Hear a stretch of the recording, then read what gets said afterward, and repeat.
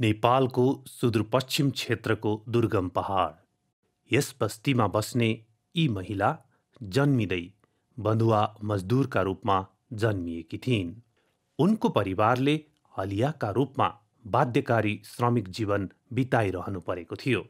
शिक्षा, स्वास्थ्य, रोजगार, सूचना जस्ता मौलिक हक अधिकारबाट वञ्चित उनले 2065 सालमा मुक्तिको घोषणा पनि ढिलो गरी थाहा पाइन्। तर ढिलै भए पनि उनी जीवनमा पहिलो पटक निकै खुसी भएकी थिइन्। मुक्तिको घोषणासँगै हलियाहरूमा अब दासबाट नागरिक भइन्छ भन्ने आत्मविश्वास पलाएको थियो।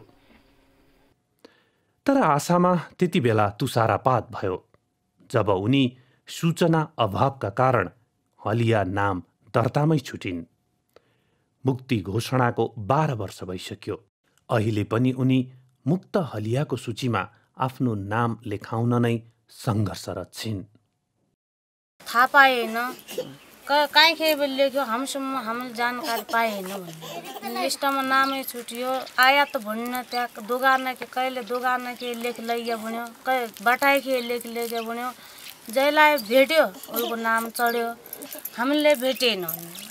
हाम्रो परिचय पत्र नभया कारणले हामीलाई पाउने सुविधा कहीँ बटेले के पाया छैन, हामीले पाएकै छैन। हामीले बाबु बाजेले लिएको ऋण तिर्न नसक्दा त्यसको ब्याज बापत बिना पारिश्रमिक मालिककै घर खेतमा काम गरेर बन्धुवा वा दास जस्तो जीवन बिताउन बाध्य पारिएका व्यक्तिहरूलाई हलिया भनेर चिनिन्छ।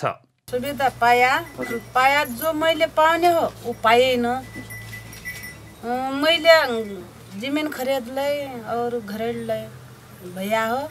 मालिकको अधीनमा बसेलाई पनि अब आफ्नो खेती किसानी अड्डालाई जमिन पाएको थियो, बसेको थियो। अहिले घर मात्र पायो, जमिन केही छैन। सिपमूलक तालिम, बाख्रा पालन, कुखुरा पालन, अनि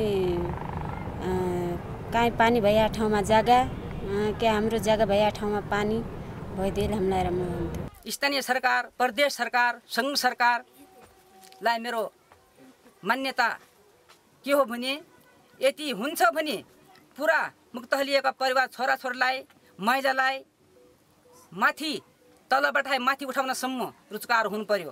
होइन भने यो भुलेर मात्रै हुँदैन। नमस्कार। टेलिभिजनमा आज हलिया मुद्दामा बहस गर्न उपस्थित भएको छु। 2065 साल भाद्र 20 गते एउटा यस्तो खुसीको दिन, जुन दिन वर्षौंदेखि बाजे बराजुको पालादेखि बधुवा मजदुरका रूपमा रहेका हलियाहरू मुक्त घोषणा भएका थिए। हलिया महासंघ र सरकार बीच 5 बुँदे सम्झौता भएर हलियाहरूलाई मुक्त गर्ने, ऋण पनि मुक्त गर्ने, उनीहरूको शिक्षा, स्वास्थ्य, रोजगार, घाँस पास, कपास लगायतका सम्पूर्ण जिम्मेवारी सरकारले लिने भनेर घोषणा भएको थियो। तर आज 12 वर्ष भयो। त्यो मुक्ति घोषणाको दिन जन्मिएको बच्चा पनि आज 12 वर्ष पुगिसक्यो। तर मुक्त हलियाहरूले अझै पनि आफूलाई पूर्ण रूपमा मुक्त महसुस गर्न सकेका छैनन्।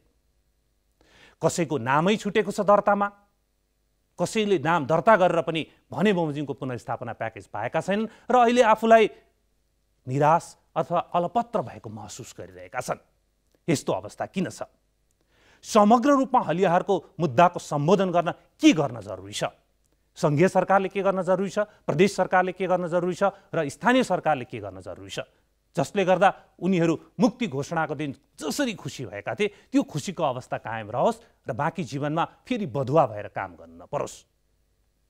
आजको सम्भाषणमा यसै विषयमा छलफल गर्न उपस्थित भएको छु। छलफलका लागि हामीसँग हुनुहुन्छ हलिया महासंघका केन्द्रीय अध्यक्ष ईश्वर सुनवार, भूमि आयोगका विज्ञ सदस्य जगत देउजा र एन्टी स्लेभरी इन्टरनेसनलका नीलम शर्मा। यहाँहरू तीनैजनालाई कार्यक्रममा स्वागत छ। धन्यवाद। कुराको सुरुवात ईश्वरजी तपाईँबाटै गरौँ जस्तो लाग्यो। सरकारले हलियाहरूलाई मुक्त घोषणा गर्यो 2065 सालमा। आज हामी कुरा गर्दैछौँ 2077 सालमा, त पनि अन्तिम भइसकेको छ है। त्यसपछि सरकारले के गर्यो भन्दा सर्वे गर्यो, तथ्याङ्क लियो, पुनर्स्थापनाको ढाँचा कार्ययोजना बनायो, पुनर्स्थापना प्याकेज पनि वितरण गर्यो सरकारले। त्यसपछि गएर अहिले चाहिँ हलियाको सबै काम हामीले सकायौँ, हाम्रो काम सकियो भनेर चाहिँ बाँकी केही छन् भने त्यो स्थानीय निकाय अथवा स्थानीय तहले गरोस् भनेर सङ्घले सबै जिम्मा स्थानीय तहलाई भनेर जिम्मा लगाएको छ। तपाईँ हलिया महासङ्घको केन्द्रीय अध्यक्ष हुनुहुन्छ। अब समस्या कहाँ छ त? हेर्दाखेरि त सरसर्ती सबै काम भइसकेको देखिन्छ डकुमेन्टमा। यो मुक्त हलियाको सवालमा नेपाल सरकारले गरेको काम जो सम्पन्न भएको भन्ने छ त्यो सम्पन्न भएकै छैन पहिलो चरणमा। किन भएको छैन भनेपछि लगभग 90% भन्दा पनि तलको बेसीमा केही काम भएको छ प्रमाणीकरणसम्म। 10% त तपाईँको त्यो उसको प्रमाणीकरण नै भएको छैन। त्यसपछि प्याकेज पनि वितरण गरेको छ। जो प्याकेजको कामहरू केही मुक्त हलिया परिवारले पाएको छ र केहीले पाएकै छैन। अझ घर पायो जग्गा पाएको छैन र त्यसपछि जग्गा पायो घर पाएको छैन, यस्तो समस्याहरू देखिएको छ। र त्यसपछि अर्को समस्या भनेको मुक्त हलिया समुदायलाई छुटेका मुक्त हलिया छन् जो हामीले पटक पटक नेपाल सरकारसँग उठाएको छौँ। त्यो कुराको बारेमा सरकारले सुनवाई गरेको छैन र त्यस्तो कुरा नेपाल सरकारले हाम्रो स्थानीय तहलाई जिम्मा दियो भने चाहिँ जिम्मा नै दिएको छैन। त्यो कुरा किन काम गराएको हो स्थानीय तहलाई सङ्घीय सरकारले। हामीले यो काम छ तपाईँको पालिकामा यति सङ्ख्यामा मुक्त हलिया छ, यो पैसा पठाइदियोस् तपाईँले गरिदिनु पर्यो भनेको छ।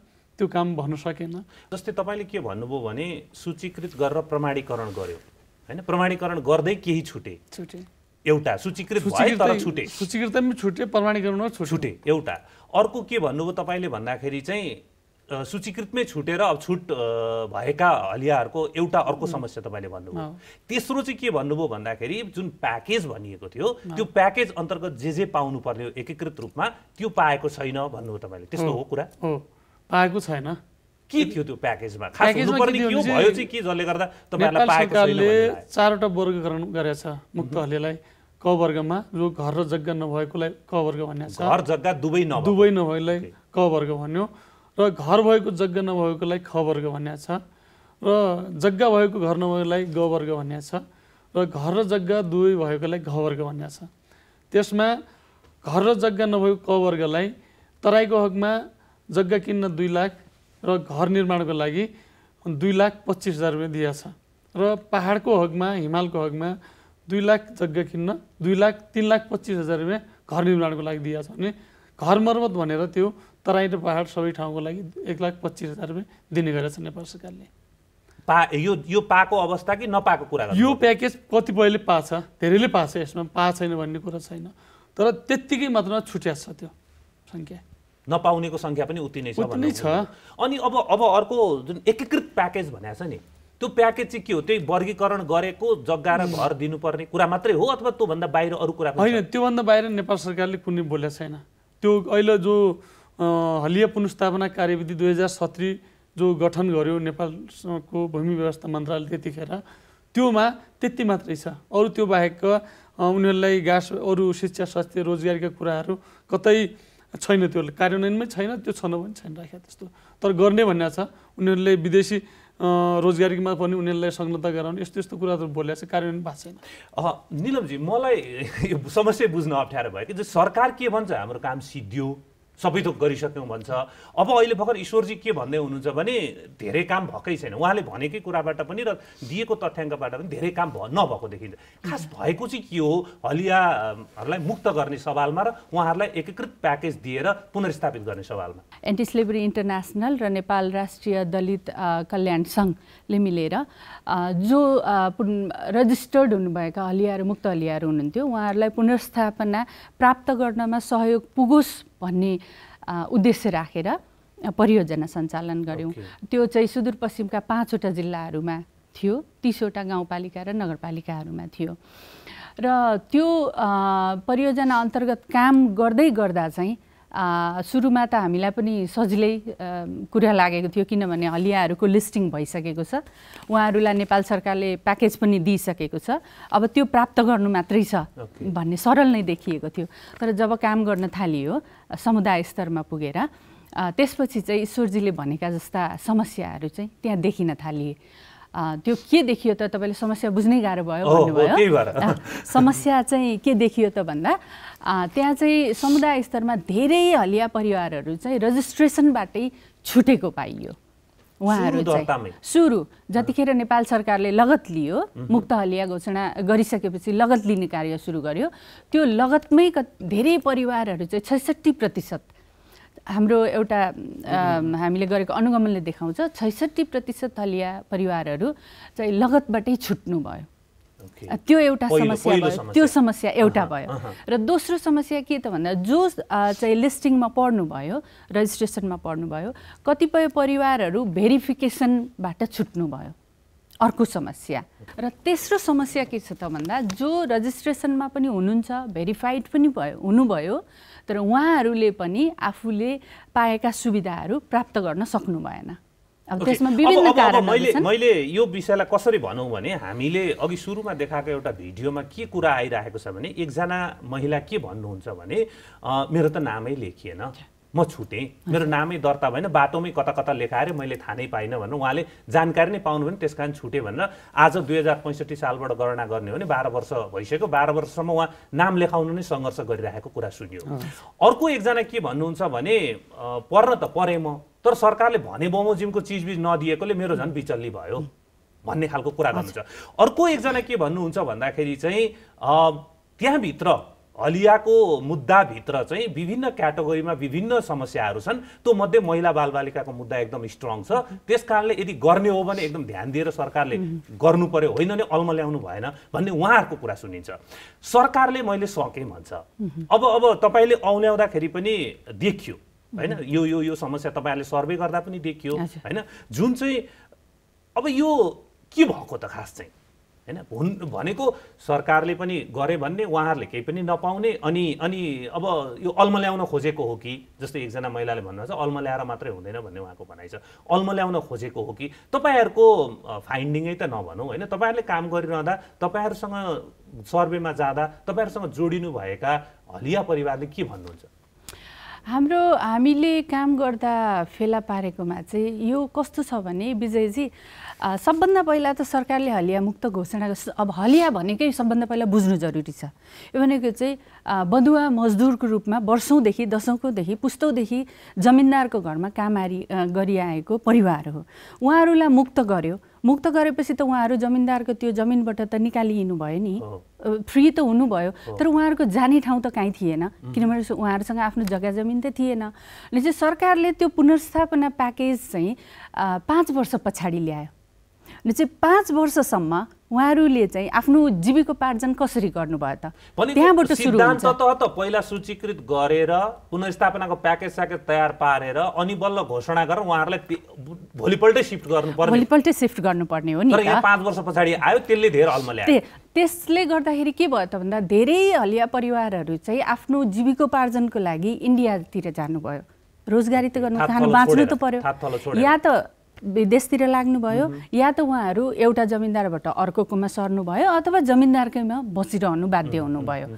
र त्यो भइरहँदा चाहिँ 5 वर्ष पछाडि पुनर्स्थापना प्याकेज ल्याइसकेपछि लिस्टमा परेको अब सरकारको भनाइ के छ त भन्दा जो छुट्नु भयो, जो आउनु भएन, उहाँहरू पटक पटक जानकारी दिँदा पनि उहाँहरू किन आउनु भएन त भन्ने भनाइहरू हामी पटक पटक सुन्छौँ।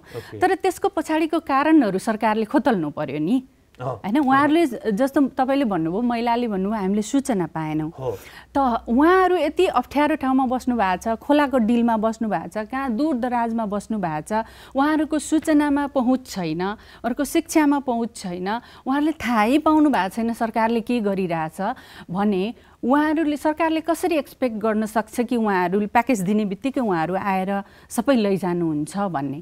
त्यसै कारण त्यहाँ धेरै कुराहरू चाहिँ टेक्निकल त्यहाँ कमी कमजोरीहरू, ग्याप्सहरू। अब हामीसँग यहाँ जगत सर पनि हुन्छ। जगत सर, अब अहिले कुरा के भइरहेछ भने उहाँहरू घरबार विहीन हुनुभयो, उहाँहरूलाई एकीकृत प्याकेजभित्र पनि बस्ने बासै नभएपछि जमिनको कुरा निस्कियो होइन। त्यसमा चाहिँ अब यहाँ भूमि आयोगसँग पनि विज्ञ सदस्यको रूपमा जोडिनु भएकोले मेरो पहिलो सवाल, भूमि आयोगले यो हलियाहरूलाई चिन्छ कि चिन्दैन, अथवा कार्यक्षेत्रभित्र पर्छ कि पर्दैन भूमि आयोगको? सरकारले हाम्रो आयोग गठन गर्ने समयमै दलित भूमिहीनलाई पहिलो प्राथमिकतामा राखेर काम गर्नु भनेर भनेको छ। र अहिले जुन हामीले हलियाको कुराकानी गरिरहेका छौँ त्यसमा सम्भवतः 99% हलियाहरू दलित समुदायबाट आउनुभएको हुनुहुन्छ। र सबभन्दा जमिन नभएको अथवा नाममात्रको जमिन भएको एउटा घर बनाउन पनि नपुग्ने जमिन भएको समुदायभित्र उहाँहरू पर्नुहुन्छ। उहाँहरूलाई पहिलो प्राथमिकतामा राखेर आवासको लागि मात्रै जमिन उपलब्ध गराउनु पर्ने परिवारलाई आवासको लागि र कृषिको काम गरिरहनु भएको हलियाहरू खास गरी लगभग सबै नै कृषिकै काम गर्नुहुन्छ, उहाँहरूलाई उपलब्ध भएसम्म एउटा साइजमा जमिन दिन हामीलाई चाहिँ मुख्य प्राथमिकता राखेर काम गर्नु भनेपछि यहाँहरूको आयोगको क्षेत्राधिकारभित्र पर्नुभयो उहाँहरू। अब सवाल कहाँनिर छ भने यो नामै भूमि आयोग छ, यसले त भूमिसम्म त देला। उहाँहरूको सवाल यस्तो छ, बधुवा मजदुरको रूपमा वर्षौँदेखि बाजे बराजुदेखिको ऋणको कारणले उहाँहरू थिचिएर चाहिँ आफ्नै अस्तित्व पनि हो कि होइन, नागरिक पनि हो कि होइन म यो देशको भन्ने हिसाबले बस्नुभएको थियो र उहाँहरूलाई मुक्त घोषणा गर्नु परेको। त्यो हिसाबले उहाँहरूको शिक्षा, स्वास्थ्य, रोजगार लगायत जति पनि आवश्यकताहरू छ त्यो आवश्यकता यो भूमि आयोगले एड्रेस गर्न सक्छ कि सक्दैन एकीकृत रूपमा? यो आयोगले हलिया समुदायले हिजो मुक्ति पछाडि जुन किसिमको माग राख्नु भएको थियो अथवा मुक्ति अगाडिदेखि राख्नु भएको थियो सबै विषयहरू यो आयोगले समेटेर अगाडि जान सक्ने स्थिति रहँदैन। यो आयोगको सीमा भनेको जति पनि हलिया समुदायहरू हुनुहुन्छ उहाँहरू यदि आवासको जमिन पाउनबाट छुट्नु भएको रहेछ अथवा कृषिको जमिन पाउनबाट छुट्नु भएको रहेछ भने उहाँहरूले प्राथमिकतामा राखेर हामीले उहाँहरूलाई जमिन उपलब्ध गराउँछौँ। अथवा हामीले यो समस्यालाई अब खोतल्ने यसको कारणहरू त हामीले हेर्नु पर्यो, तर एउटा कुरा के विचार गर्नु पर्यो भने अब हामीले खोजेको के हो भन्दाखेरि आवासको अधिकार खोजेको हो, त्यसपछि गएर जीविकोपार्जनको अधिकार खोजेको हो, भूमिको अधिकार खोजेको हो। मलाई लाग्छ हामीले सम्बोधन गर्ने पनि विषय भनेको हलिया समुदायको बालबालिकाको शिक्षाको अधिकारको कुरा हो। यो विषयलाई हामीले साँच्चै खोजेको हुँदाखेरि अहिले सरकारले के भन्यो भन्दाखेरि हामीले 65 सालमा मुक्तिको घोषणा गऱ्यौँ, 3-4 वर्ष हामीले प्याकेज बनाउन लाग्यो, 70 सालमा पुनर्स्थापनाको चाहिने प्याकेज आयो। अब 7 वर्षसम्म त कन्टिन्यू सरकारले काम गर्यो। तपाईँले अहिले भन्नुभयो जस्तो तथ्याङ्कलाई हामीले हेऱ्यौँ भनेदेखि करिब 16,332 परिवार चाहिने लगतमा देखिएकोमा सरकारले 12,820लाई पुनर्स्थापना गरेको देखिन्छ। 1,135 परिवारलाई स्थानीय सरकारले तिमीहरू चाहिँ पुनर्स्थापनाको सहयोग गर भनेर बजेट पठाएको देखिन्छ। 1,736 परिवार चाहिँ नि उनीहरूको लगत कट्टी नआएर पटक पटक सूचना जारी गर्दाखेरि पनि नआएर लगत कट्टी गरेको देखिन्छ।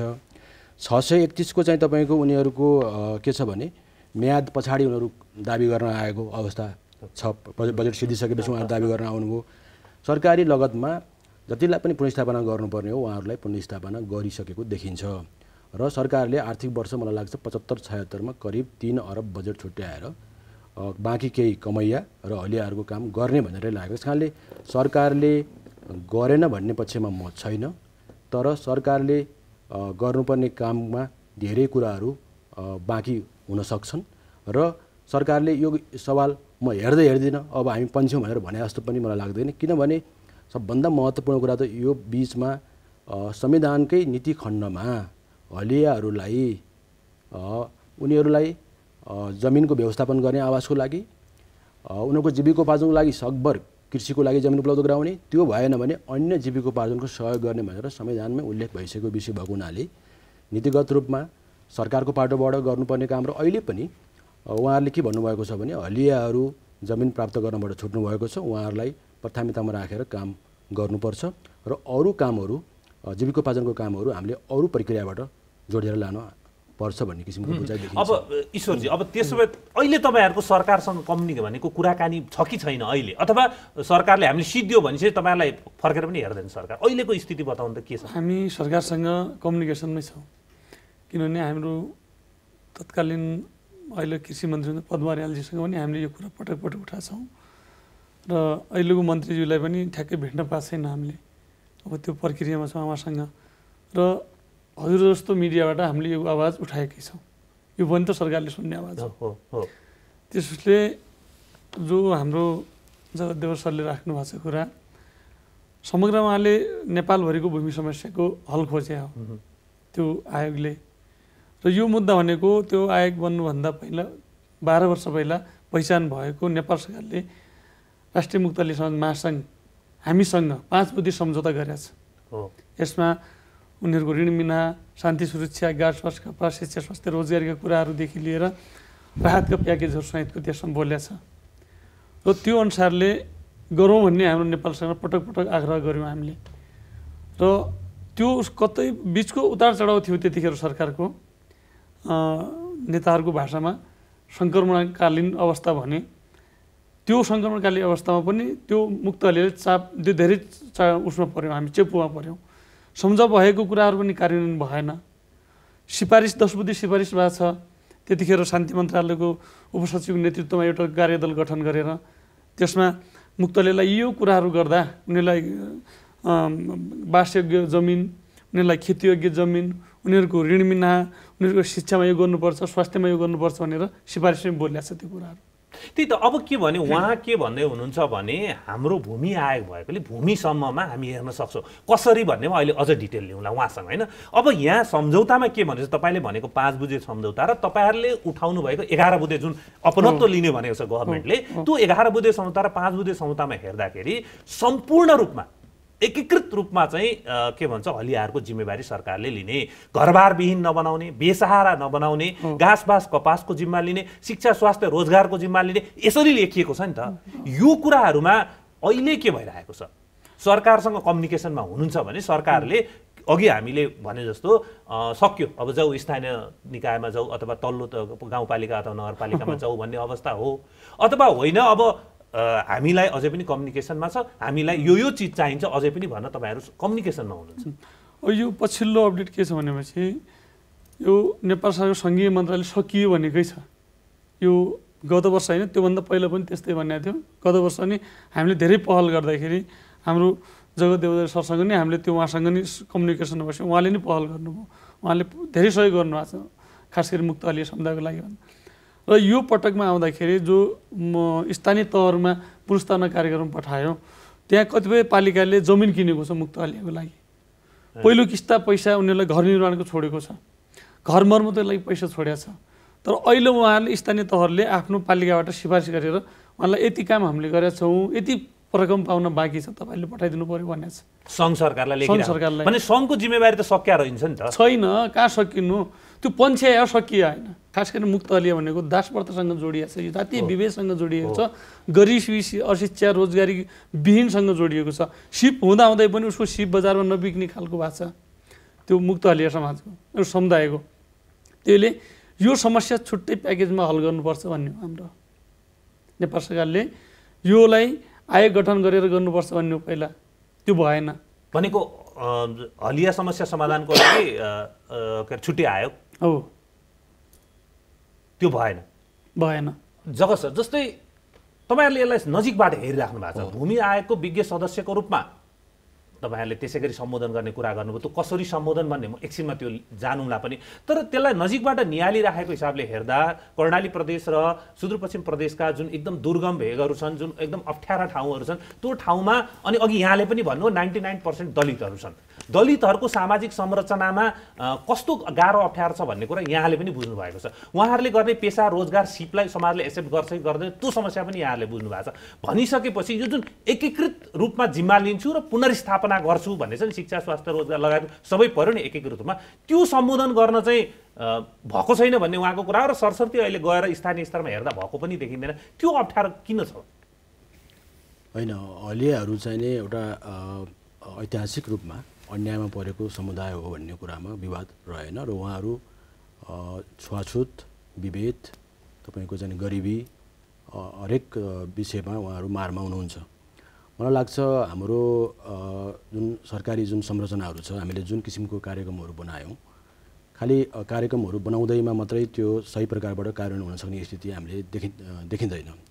अब कतिपय समस्याहरू हाम्रो तल समुदायकै सदस्यहरू बिचमा पनि केही समस्याहरू होला, तर उहाँहरूलाई दोष दिएर हामीहरू पन्छिन मिल्ने अवस्था रहँदैन।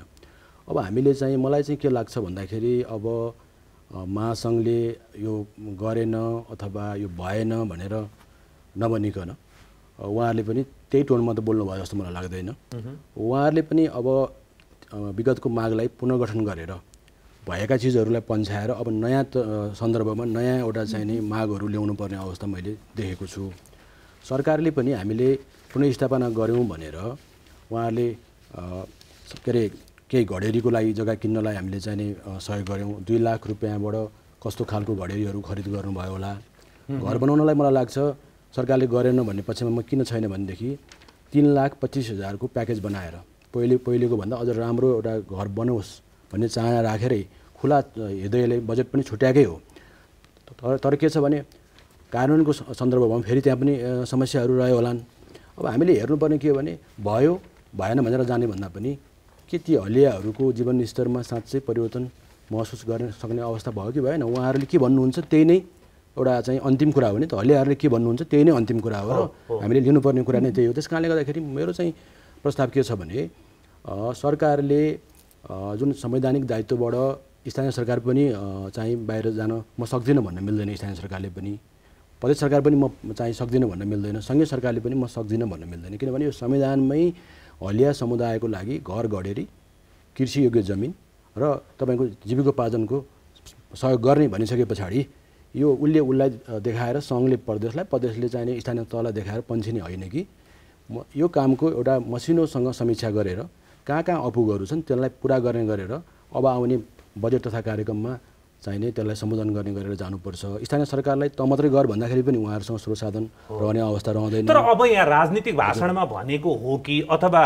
हेयको हिसाबले भनेको हो कि हलियासँग जोडिएका व्यक्तिहरू अथवा हलिया नेतृत्वलाई भेट्ने बित्तिकै सङ्घीय सरकारका मन्त्रीहरूले हाम्रो काम सिद्धि सकिसक्यो हामीले सबै गरिसक्यो जानुहोस् भन्ने खालको जुन शब्दावली आउँछ त्यो किन त? मेरो विचारमा पुनर्स्थापनाको जुन एउटा प्याकेज अगाडि सारिएको थियो, खास गरी त्यसको 4-5वटा उद्देश्यहरू राखेको मध्ये मलाई लाग्छ आवासको लागि गरेको उद्देश्यहरू अलि बढी पुरा भएको देखिन्छ।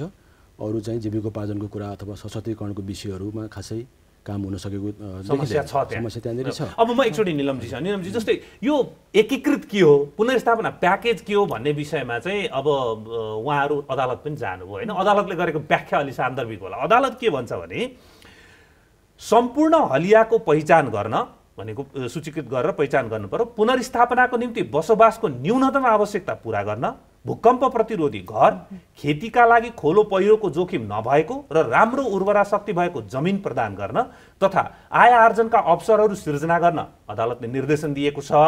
यो नभएसम्म ल यो गर्न टाइम लाग्छ, यो नभएसम्म पोषणयुक्त खाद्यान्न उपलब्ध गराउन, स्वास्थ्यको सुरक्षा र छोराछोरीको शिक्षाको व्यवस्था मिलाउन समेत निर्देशन दिएको छ। र अदालतको ठहर छ हलियाको माग सम्बोधन गर्ने कुरा अब कसैको लहडको विषय होइन र यो गरे पनि हुने नगरे पनि हुने सरकारी स्वेच्छाको विषय पनि होइन भनेर उसले एकीकृत भनेको के हो, पुनर्स्थापना प्याकेज भनेको के हो, तिमीले जे कार्ययोजना बनाएर जे सम्झौता गरेका छौ हलिया नागरिकहरूसँग त्यसको अर्थ यो हो भने यति मजाले बुझाइदिइसकेपछि यही होला नि त गर्नुपर्ने उहाँहरूको लागि। त यो किन यो गर्नै नसकिने कुरा हो कि अथवा के हो खास? के छ भने हाम्रो देशमा हलियाको मात्रै होइन जुनसुकै सीमान्तकृत वर्गको तपाईँ अधिकारको कुराहरू गर्नुहुन्छ नि, यो हाम्रो कागजमा, हाम्रो कानुनमा, हाम्रो ऐनहरूमा भेरी गुड कि एकदमै राम्रो छ होइन, एकदमै यो सुन्दाखेरि सुन्दर लाग्ने छ। यो तपाईँले भन्नुभएको कस्तो राम्रो सुन्यो होइन, यो लहरको विषय होइन, यो हुनुपर्छ एकीकृत रूपमा। तर जब यो व्यावहारिक रूपमा जान्छ मलाई चाहिँ अघि योभन्दा अगाडिको तपाईँको प्रश्नमा पनि मलाई एकचोटि जान मन लाग्यो, यो किन हुँदैन त? यो मैले काम गर्ने क्रममा मेरो अनुभवमा म के देख्छु भने यो राजनीतिक पार्टीको नेतृत्वभित्र होस् अथवा यो अन्य पनि जो जिम्मेवार व्यक्तित्वहरू हुनुहुन्छ होइन, इभन एनजिओहरूभित्रै पनि म यो देख्छु यो एउटा फ्युडलिस्टिक क्यारेक्टर छ नि, त्यो चाहिँ जीवित छ हामीभित्र, हामी सबैभित्र त्यो जीवित छ। र हामीले यो अधिकार दिने, अधिकार प्राप्त गर्ने कुरालाई चाहिँ हामी अझै पनि अधिकारमुखी भन्दा पनि यो परोपकारमुखी, यो दया माया हुन्छ नि, यो बिचराहरू वर्षौँदेखि बन्धुवा मजदुर भएर बसे, यिनलाई एक टुक्रो जमिन दिउँ न त, गरिदिउँ न त, यो बिचराहरूलाई यति गरिदिएपछि त यिनले गरी खान सक्छन् भन्ने त्यो मानसिकताबाट चाहिँ प्रेरित देख्छु कि म चाहिँ। समस्या त्यहीबाट सुरु हुन्छ कि। अनि अर्को एउटा मैले उहाँसँग भूमि जोडिएको भएर भूमिले मात्रै त हुँदैन होला नि भनेर उहाँसँग प्रश्न सोधिरहेको छु। तपाईँसँग के सोध्न चाहन्छु भने हलियाभित्रको अरू भनेको छरिएका अथवा त्यसभित्रका ब्रान्चेड समस्याहरू के त्यसभित्र अरू समस्या छ कि छैन? हामीले चाहिँ यो हामीले काम सुरु गरेपछि 153वटा बस्तीहरूमा गएर मुक्तहलिया बस्तीहरूमा गएर करिब 7600 परिवारहरूसम्म पुगेर हामीले एउटा सहभागितामूलक अनुगमन गऱ्यौँ। त्यसमा हामीले चाहिँ विविध कुराहरूलाई हेर्ने कोसिस गऱ्यौँ। शिक्षामा कस्तो छ पहुँच, सहभागिता कस्तो छ, उहाँहरूको रोजगारीको अवस्था कस्तो छ, पुनर्स्थापना प्याकेजमा उहाँहरूको एक्सेस कस्तो छ र अन्य महिला बालबालिकाको अवस्थाहरू कस्तो छ भन्ने कुराहरू हेऱ्यौँ। हेर्दाखेरि हामीले अब यो पुनर्स्थापना प्याकेजको त मैले सुरुमै भने 66% छुटेको भन्ने देखियो। जस्तै रोजगारीमा पनि एकदमै उहाँहरूको छैन। सबै यो 35% युवाहरू त सबै भारतमै हुनुहुन्छ। तपाईँ गाउँमा जानुभयो भने यो पुरुषहरू युवाहरू देख्नु नै हुन्न, बुढाबुढी महिला बालबालिकाहरू मात्रै देखिन्छन्। र अर्को कुरा के छ भने बालबालिकाहरू स्कुल जान्छन् तर ड्रप आउट रेट यति छ कि तपाईँको 98% भर्ना हुन्छन्, कक्षा 12 पास गर्ने 3% छन्। भनेको स्कुल बिचैमा छोड्छन्, बिचैमा छोड्छन्। भनेपछि त्यो उमेर समूहको मान्छेहरू कहाँ जान्छ त? या त इन्डिया जान्छ, या त बाल विवाह हुन्छ, या त बेचबिखनमा पर्छ, या त अर्को कुनै किसिमको दासत्वमा पर्छ। चाहिँ सहभागिता उहाँहरूको एकदमै न्यून छ, 5% मात्रै छ उनको सार्वजनिक जीवनमा सहभागिताहरू। त्यस्तै उहाँहरूको अब यो पहुँचको कुराहरू जस्तो ऋणमा पहुँच गराउने, सहज ऋणमा पहुँच गराउने भनेर सरकारले भनेको छ, त्यो बिल्कुलै देखिँदैन। किनभने उहाँहरूसँग धितो राख्ने न जमिन छ न उहाँहरूसँग कुनै अन्य सम्पत्तिहरू छ, त्यो पनि देखिँदैन। चाहिँ यो एकीकृत भनेको चाहिँ यो सबै कुराहरूलाई एड्रेस हुने गरी चाहिँ समाधानको उपाय ल्याउनु हो नि त। त्यसबाहेक उहाँहरूको जातीय समस्या त छँदैछ, विभेदका कुराहरू त छँदैछन्। त्यसभित्र महिलाहरूले भोग्ने समस्याको त अब अहिले कुरै यहाँ नगरौँ होइन, झन् बढी एपिसोडै चाहिन्छ त्यसको लागि होइन। अनि अर्को एउटा कसैले पनि सरकारले विचारै नगरेको कुरा के छ कि यो वर्षौँसम्म चाहिँ बदुवा मजदुरको रूपमा काम गरेर आएको परिवारहरू, त्यो समुदायलाई चाहिँ एक्कासी अर्को समुदायमा जाँदा यो मनोसामाजिक कुराहरू पनि आउँछ। उहाँलाई घुलमिल हुने कुराहरू, त्यो वातावरणमा जानलाई एउटा त्यो मनोसामाजिक विमर्शको पनि खाँचो हुन्छ कि त्यो पक्षलाई त हेरेकै छैन।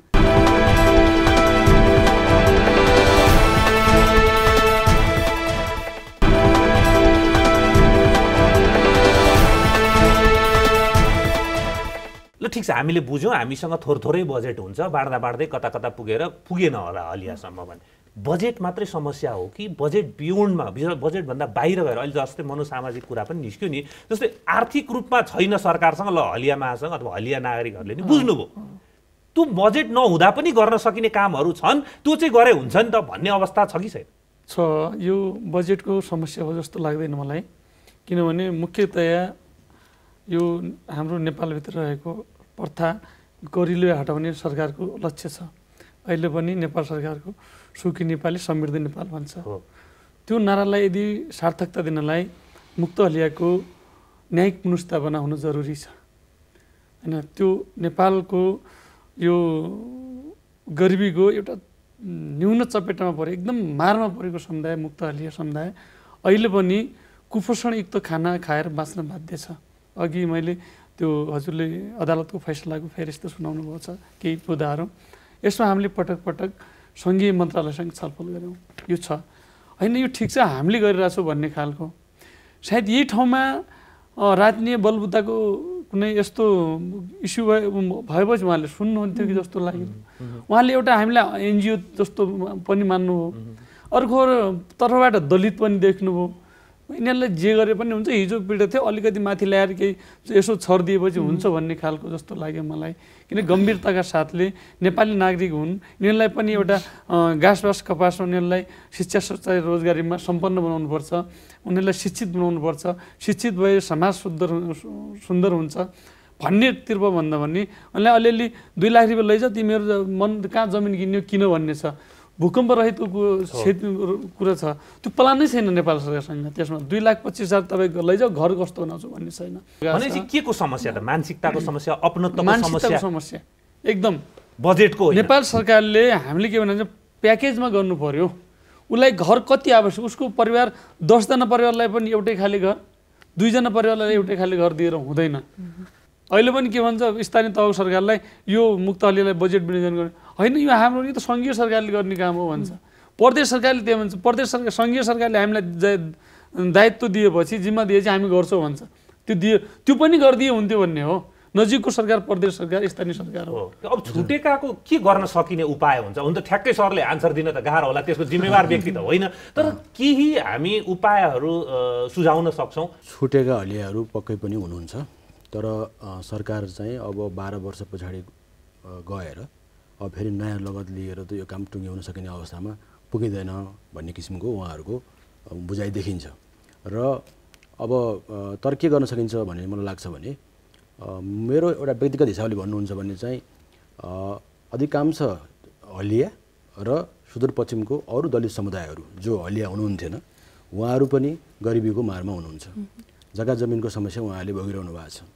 उहाँहरू सम्भवतः हामीले भनेको गरिबीको रेखामुनि सबै पर्नुहुन्छ भने उहाँहरू यो 2-4 जना बढी आएर घटिया आएर सरकारलाई केही अप्ठ्यारो पर्छ जस्तो मलाई लाग्दैन। त्यस कारणले गर्दाखेरि अब चाहिँ स्थानीय सरकारको अगुवाईमा त्यस्ता गरिब हलिया दलितहरूको एउटा चाहिँ लगत तयार पारेर र अब चाहिँ नि स्थानीय सरकार, प्रदेश सरकार र सङ्घीय सरकार तिनै तहसँगै बसेर एउटा नयाँ खालको प्याकेज कार्यक्रम तयार गर्दाखेरि चाहिँ राम्रो होला जस्तो मलाई लाग्छ। किनभने त्यहाँको नागरिकहरू जसले पाए पनि त्यहाँको नागरिकहरूले सेवा पाउने हो।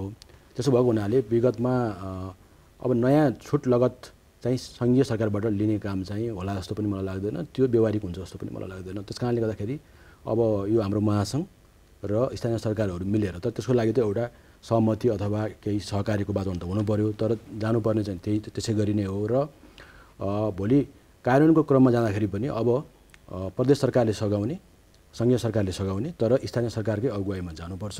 त्यसो भयो भनेदेखि चाहिँ नि अब उहाँले भन्नुभएको जस्तो परिवारको सङ्ख्यालाई हेरेर त्यहाँको वस्तुस्थितिलाई हेरेर हामीले चाहिँ नि कार्यक्रमलाई लान सक्ने अवस्था हुन्छ। होइन भने यहाँबाट जतिसुकै बजेट खनाए पनि यहाँबाट फिट गरेको कार्यक्रमले फेरि पनि हामी अर्को 5 वर्ष पछाडि यस्तै छलफल गऱ्यौँ भने फेरि पनि भएन भन्ने अवस्थामा जान्छौँ। त्यस कारणले गर्दाखेरि अब नयाँ तरिकाबाट जानुपर्ने अवस्था देखिन्छ। अब अहिले अघिको तपाईँले भन्दै गरेको कुरा भूमिमा हामी समेट्न सक्छौँ, चिन्छ यो आयोगले भन्नुभएको कुरामा जोड्न चाहे। यो आयोगले त्यो अघिको कुरामा चाहिँ छुटलाई चाहिँ चिन्छ कि चिन्दैन? होइन, हामीले लगत सङ्कलन गरेर नयाँ सिराबाट गयो भने चाहिँ चिन्छ भन्ने हो? होइन, हामीले चाहिँ जति पनि हलियाहरूको जमिन उहाँहरूको छैन, भूमिहीन हुनुहुन्छ, उहाँहरू सबैलाई हामी समेटेर जान सक्छौँ। भनेको उतिखेरको छुट र दर्ताले फरक पार्दैन? केही फरक पार्दैन। र अहिले उहाँहरूले जुन जमिन किन्नलाई जुन पैसा प्राप्त गर्नुभएको छ, हाम्रो चाहिँ सोच के छ भने त्योभन्दा राम्रो गुणस्तरीय ठाउँमा, सुरक्षित ठाउँमा हामी आवासको लागि जमिन दिने र उपलब्ध भएसम्म उहाँ हाम्रो हलिया महासङ्घसँग पनि हामी सहकार्य गर्छौँ, स्थानीय सरकारसँग पनि सहकार्य गर्छौँ। अलिकति उहाँहरूको जीवनमा महसुस हुने खालको, खालि हामीले यतिलाई जमिन बाँड्यौँ भन्ने तरिकाबाट तथ्याङ्क दिनको लागि होइन कि उहाँहरूको जीवनमै केही परिवर्तन आएको उहाँहरूले तपाईँले गएर फेरि त्यही मान्छेसँग इन्टरभ्यू लिँदाखेरि चाहिँ नि उसले अलिकति आफूमा परिवर्तन आएको व्यक्त गर्न सक्ने गरेर हामी जमिन दिनको लागि गृह कार्य गरिरहेका छौँ। अबको 15 दिन अथवा 3 हप्ता जतिभित्रमा हामी सुदूरपश्चिमका सबै पहाडी जिल्लाहरूमा लगत सङ्कलनको काम सुरु गर्छौँ। कि उनीहरू किन भूमिहीन भएको भन्दाखेरि विगतमा हलिया, हरुवा, चरौवा अथवा कमैया बसेर हो कि भन्ने किसिमको एउटा चिनो लगाउँछौँ, ताकि हामीले कस्तो वर्गलाई सम्बोधन गऱ्यौँ भनेर हामी हेर्न सकियोस् भनेर त्यहाँबाट गर्न सक्छौँ। भूमिहीन दलितलाई, भूमिहीन हलियालाई हामी यसपालि सम्बोधन गर्न सक्छौँ। तर एउटा अर्को चुनौती के छ भने नाम मात्रकै जमिन भएको, हिजो तपाईँको त्यहाँको चाहिँ भनौँ न धनी मान्छेले अथवा गैर जातीय मानिसहरूले आफ्नो कामलाई सघाउनको लागि थोरै आफ्नो निजी जमिन ल्याएर चाहिँ दिएर राखेका परिवारहरू जसको चाहिँ नि जमिन छ भन्दाखेरि चाहिँ एउटा प्रमाण पूर्जा छ, तर व्यवहारमा उहाँहरूसँग जमिन छैन, उनीहरूलाई कसरी सम्बोधन गर्न सकिने भन्ने बारेमा पनि हामी गृह कार्य गरिरहेका छौँ। भनेपछि पोजिटिभ नोटमा के लियौँ भने अब छुट्यौँ हामी भनेर नछुट्ने गरी एउटा डेटा तथ्याङ्क सङ्कलन हुन्छ भूमिहीनहरूको, भनौँ न अब अहिले हलिया मात्रै नजाउँ, भूमिहीनहरूको, त्यसमा हलिया पनि पर्नुहुन्छ र उहाँहरूले उहाँहरूको आवश्यकता अनुसारको जमिन पाउनुहुन्छ भन्ने कुराको भूमि आयोगबाट एस्योरेन्सको कुरा गर्छौँ। अहिले हामीले चाहिँ पहिले उहाँहरूले जुन जमिन प्राप्त गर्नुभएको छ त्योभन्दा बढी क्षेत्रफलमा बढी गुणस्तरीय जमिन हामी दिन सक्छौँ, हामीलाई त्यो म्यान्डेट छ। र अर्को पोजिटिभ नोट के भने त्यसपछि बियोन्ड गएर जीविकोपार्जन र बासको अथवा जति पनि कुराहरू छ त्यसको लागि चाहिँ विशेष सम्बोधन गर्नको लागि सङ्घ सरकारदेखि नै र स्थानीय सरकारसम्म पहल, समझदारी र प्याकेजिङको कुरा चाहिँ आवश्यक छ भन्ने मलाई लाग्छ। तत्काल हलिया महासङ्घले अहिलेसम्म यति काम भयो, यसको लागि सरकारलाई धन्यवाद छ। यो जग्गाको कुरालाई यसरी सम्बोधन गर्नलाई भूमि आयोगले बढी गम्भीरतापूर्वक काम गरोस्। हामी यो प्रक्रियाबाट सहयोग गर्न तयार छौँ। घर घडेरीको के अरे आवासको लागि र जीविकोपार्जनको लागि सङ्घीय सरकारले गर्नुपर्ने काम यो, त्यसपछि प्रदेश सरकारले गर्नुपर्ने यो र स्थानीय सरकारले गर्नुपर्ने यो भन्ने किसिमको अर्को एउटा प्रस्ताव लिएर अब तुरुन्तै अगाडि जानुपर्ने जरुरी देखेको छु। र मैले शिक्षाको प्याकेज चाहिँ हामीले छुट्याउनु भएन, किनभने कमलरीहरूलाई जुन शिक्षामा लगानी गरेको सरकारी र गैर सरकारी क्षेत्रले अहिले त्यसको प्रभाव देखिन थाल्यो। हेर्नुहोस्, अब अहिले 65 साल भनेको 12 वर्ष भयो। तपाईँको हरेक हलियाको चाहिने तपाईँको परिवारका सदस्यहरूलाई सुरुदेखि नै हामीले एउटा चाहिने लगानी गर्न सकेको भए आज सबै मान्छेहरू तपाईँको चाहिँ +2 गरेको अवस्थामा आउन सक्थे, जुन उमेर पुगेका अहिले जुन त्यसो भए तिनीहरूले दिने चाहिँ जुन प्रभाव छ, रिटर्न छ, त्यो ठुलो हुन्थ्यो। हेर्नुहोस्, हामीले चाहिँ तर अब अहिले यो जुन जीविकोपार्जनको लागि भनेर गरेका सानातिना तालिमहरूले मलाई खासै प्रभाव परेको जस्तो होइन। सरस्वती भन्न मुक्तिकै दिन जन्मेको मान्छे पनि आज बच्चा 12 वर्ष भयो। त्यस कारणले अब हलियाहरूको समुदायको लागि शिक्षामा अलिकति सरकारले थप लगानी गर्नुपर्छ र जरुरी हुन्छ भने उहाँहरूको बच्चाहरूलाई बोर्डर्सै गरेर भए पनि पढाउनु पर्ने अवस्थामा हामी जान सक्यौँ भनेदेखि अबको 12 वर्ष पछाडि कतिजना बच्चाहरू कुन लेभलको चाहिँ निकाल्ने भन्ने किसिमको होमवर्क नगरिकन होला जस्तो मलाई लाग्दैन। त्यहाँ लगानी गरियो भने सायद अलिकति हामी खुसी हुने अवस्था आउँछ होला। निलमजी, अब भन्न भूमि आयोगको पट्टिको त उहाँले जिम्मेवारीपूर्वकै भन्न सक्नुभयो, अरू चाहिँ उहाँले एडभाइसको रूपमा सल्लाह सुझावको रूपमा दिनु, तर एउटा राम्रो खालको सुझाव दिइराख्नु भएको छ जगतजीले।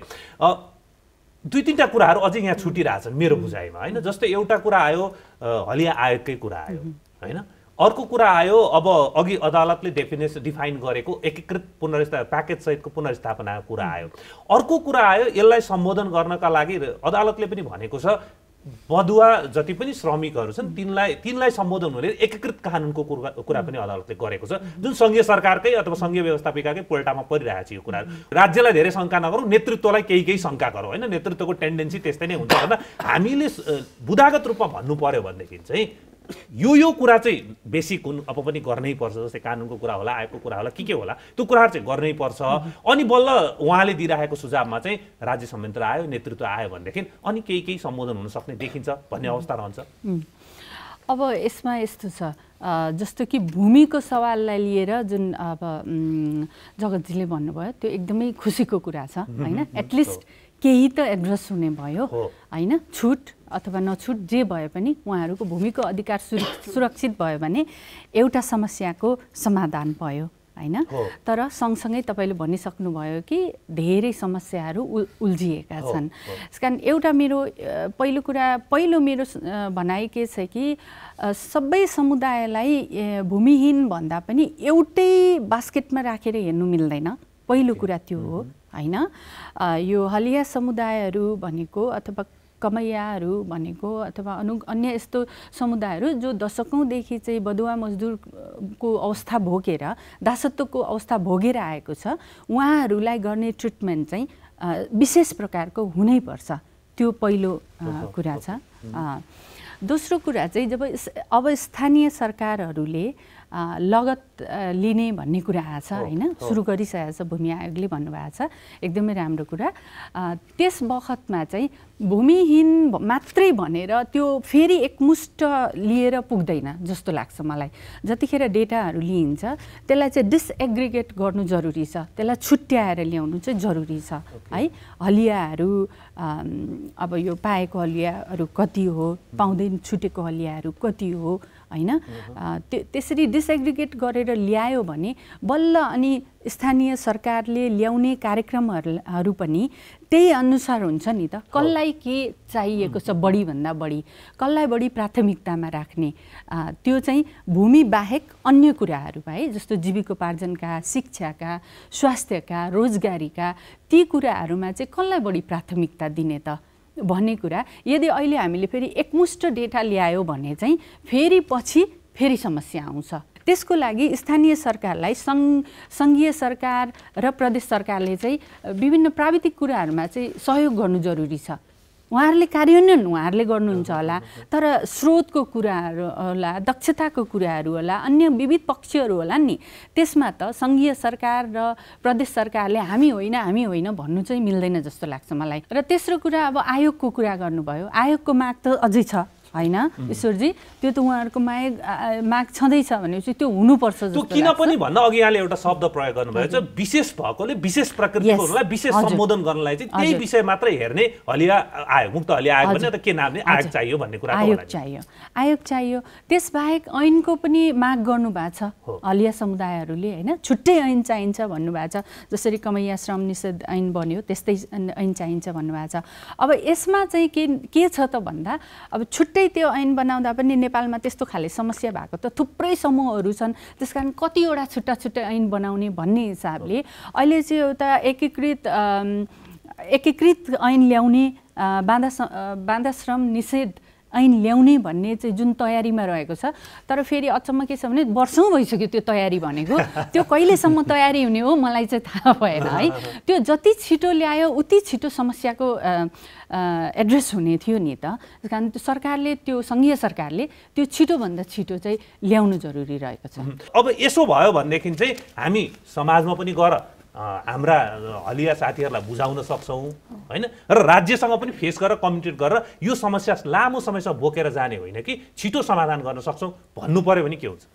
यो भूमि सम्बन्धी कुरामा सरले भने जस्तै पहिला त भूमि आयोगले यदि मुक्त हलियाको अहिले पनि कार्ड समाएर कभरको कार्ड समातेको छ, त्यसको बारेमा उहाँले जिम्मा लिने हो भनेपछि नीतिगत व्यवस्था हुनु पर्यो, होइन?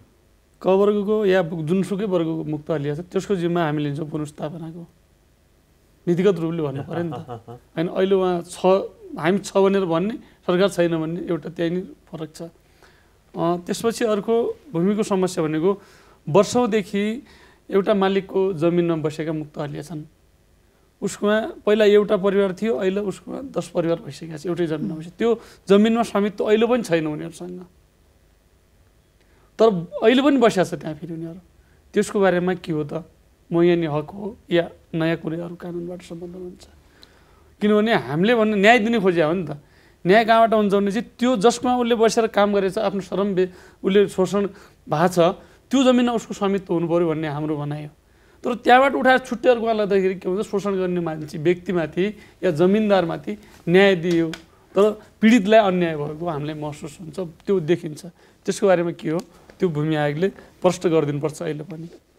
र बाँकी रहेका जो मुक्त हलिया छन् उहाँले सम्बोधन गर्ने भन्नुभएको छ, जो छुटेका, त्यो छुटेको सवालमा हामीले भने त्यो लामो पिरियडको हो। त्यो अहिले भूमि आयोग पनि त्यसको भूमि सम्बन्धी समस्या लामो हो, तर त्यो बिचमा हामीले यो सबै राजनीतिक दलको सहयोग, पत्रकारको सहयोग, सबै बुद्धिजीवीको सहयोगबाट यो इस्युलाई सम्बोधन भयो। पुनर्स्थापना प्याकेजमा गएको छ, केही बाँकी छ, त्यसलाई प्याकेजबाट त्यही प्याकेजबाट सम्बोधन गरौँ।